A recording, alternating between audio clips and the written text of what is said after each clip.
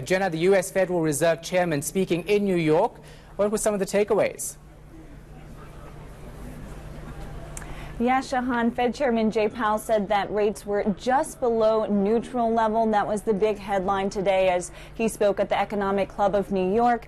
And that comment led stocks and treasuries higher. And it was also quite in contrast with what he said last month. He said that we were a long way off from neutral, and that led investors to think that we would likely see a larger amount of tightening ahead. But these comments today giving investors a little bit of ease, suggesting that there's less of a chance of rate hikes than previously expected. However, there were a few explicit clues offered during his speech as to how many hikes we could see in 2019. He reiterated that there's no preset policy path and that it will continue to watch different economic data points.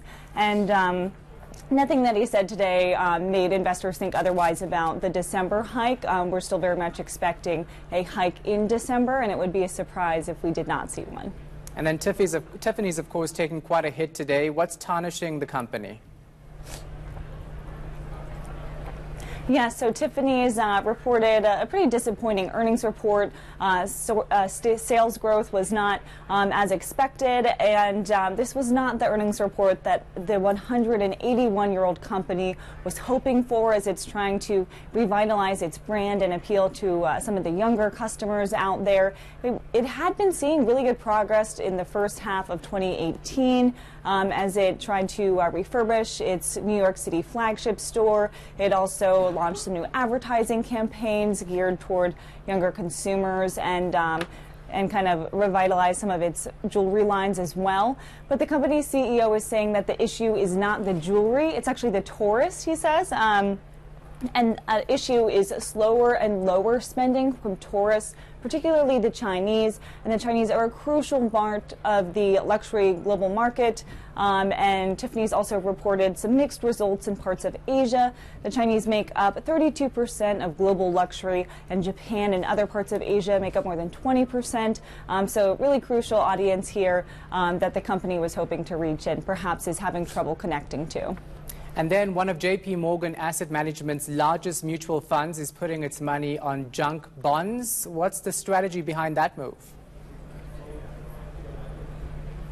Yeah, perhaps a little bit of a shelter from the trade war, says J.P. Morgan. The $49.6 billion global income fund has slashed its equities exposure to 31% at the end of October. That's down from 43% at the beginning of the year, and it did cut its equities holdings before the October sell-off, and it turned to junk bonds. One of the co-managers of the fund, Eric Birnbaum, says that junk bonds offer low default rates, declining leverage, and strong fundamentals. He says that markets are now much more susceptible to negative shocks than they were coming into the year, and in particular, he sees high-yield credit markets in both the U.S. and Europe as being good bets. All right, thanks so much for that. Appreciate it. That was Bloomberg's Jenna Dagenhart in New York.